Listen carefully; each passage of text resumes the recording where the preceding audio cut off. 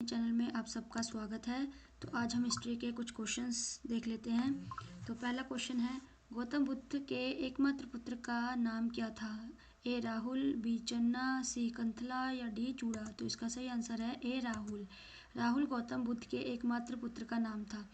दूसरा क्वेश्चन है, जैन धर्म के प्रथम तीर्थकर कौन थे? ए ऋषभनाथ या बी पार्श्वनाथ या सी महावीर या डी मुनीश्वर। तो इसका सही आंसर है ए विश्वनाथ। जैन मान्यता के अनुसार पहले तीर्थकर भगवान विश्वनाथ थे, जो लाखों साल पहले अयोध्या के प्राचीन शहर में रहते थे।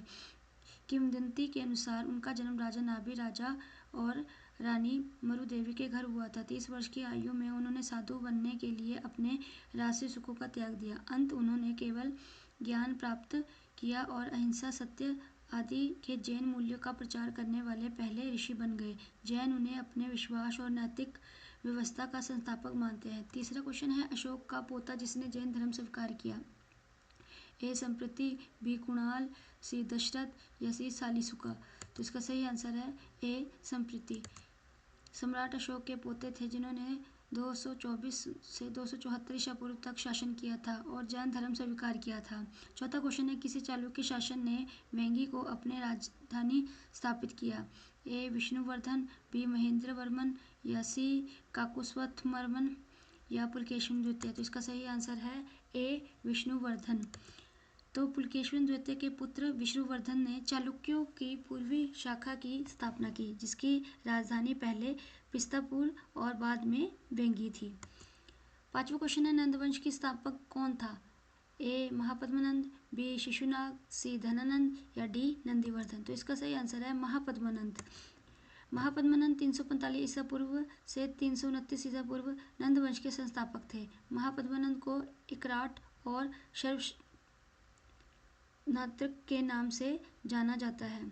छठा क्वेश्चन है, निम्नलिखित में से पुरापुरांशन पुराने पत्थर लोगों का मुख्य व्यवसाय क्या था?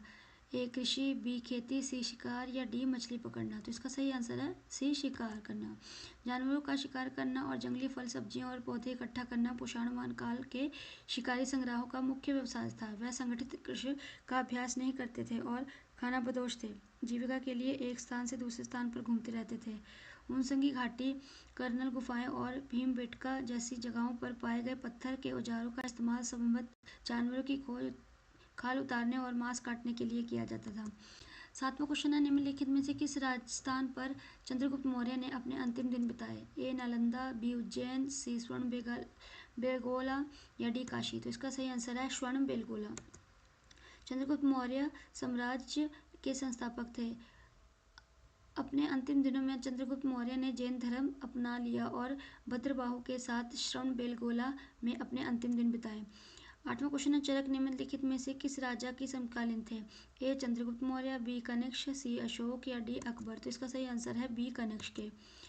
चरक राजा कनिष्क के समकालीन थे। चरक कनिष्क के दरबार के सदस्य थे और उन्हें भारतीय चिकित्सा के जनक के रूप में जाना जाता था। चरक आयुर्वेदिक में एक प्रमुख योगदानकर्ता थे और चरक संहिता लिखने के लिए प्रसिद्ध हैं।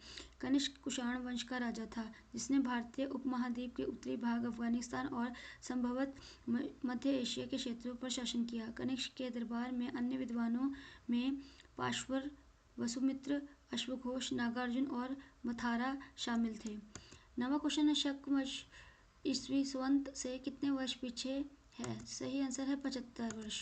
शक संवत एक ऐतिहासिक कैलेंडर संवत है जिसका काल जूलियन वर्ष 78 से मेल खाता है। कनिष्क महान दूसरी शताब्दी में कुषाण वंश के सम्राट थे जिन्होंने शक संवत की स्थापना की थी। 10वां क्वेश्चन है, निम्न में से किस बौद्ध संगति में बौद्ध धर्म सत्यवोदात और द्वितीय महासंघिक में विभाजित हो गया है? ए प्रथम बौद्ध परिषद, बी द्वितीय बौद्ध परिषद या तीसरी बौद्ध परिषद या डी चौथी बौद्ध परिषद। तो इसका सही आंसर है बी द्वितीय बौद्ध परिषद। द्वितीय बौद्ध परिषद वैशाली या वैशाली में आयोजित की गई थी, जो कि वह बिहार राज्य का एक प्राचीन शहर है। राज्य कलशोक के संरक्षण में और सबकामी की अध्यक्षता में आयोजित की गई थी। बौद्ध धर्म सतविदार्थ और द्वितीय महासंघिक में विभाजित था। मेरे चैनल को देखने के लिए बहुत बहुत धन्यवाद। और ऐसे ही हमारे चैनल को लाइक एंड सब्सक्राइब करते रहिए और आपका दिन शुभ हो। धन्यवाद।